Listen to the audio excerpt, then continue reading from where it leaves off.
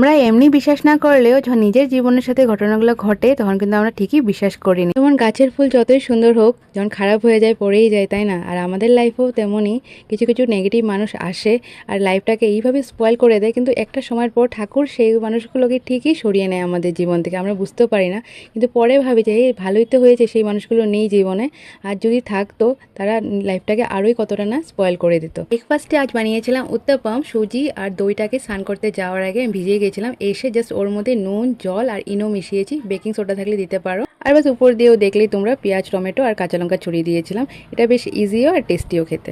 আজ অফিসে লাঞ্চ নিয়ে যাইনি, কারণ ঘরে যাচ্ছি, ভাই নিতে এসেছিল। তো মা দিয়েছিল ভোগ, মানে শ্রাবণ মাস তো মা ওরা পুরোই ভেজ খায় প্রতি বছরই। তো তারপর যে একাদশীটা পরে তারপরের দিন পারণার দিন মা ওরা অন্ন ভোগ দেয় ঠাকুর এখানে, তার জন্যই আসা মেনলি।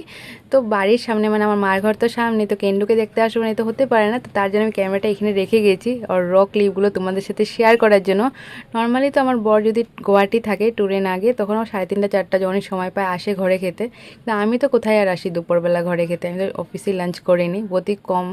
তো এই যে বলে না যে ইউজুয়াল ডে থেকে একটু আলাদা কিছু হলে তোমাদের সাথে শেয়ার করতে ভালো লাগে, আর নিজেরও একটু অন্যরকম লাগে, ভালো লাগে। তো কেন্ডু তো একদম মন ভরে আদর খেয়ে নিল, কিন্তু আমি বেশি টাইমের জন্য তো আসিনি, এখনই চলেই যাব আর কি অফিস আবার। তো এই যে কেন্ডুকে বলছি যাও ভিতরে যাও, ও আর যাচ্ছে না ভিতরে, জানে গ্রিল লাগিয়ে এখন আমি ভেগে যাব। তো এই তো ওদের মধ্যে তো মুখের ভাষা নেই, কিন্তু ওদের মানে হাও ভাও দিয়ে যে মায়া দিয়ে আমাদেরকে জড়িয়ে নেয়, এটা একটা কি বলবো। তো এই দেখো দৌড়ে এসেছে। তো এই ছিল আজকে ছোট্ট একটা মিনি ব্লগ, পরের ব্লগে দেখা হচ্ছে। যদি এই ব্লগটা ভালো লাগে প্লিজ লাইক করে দিও। টাটা।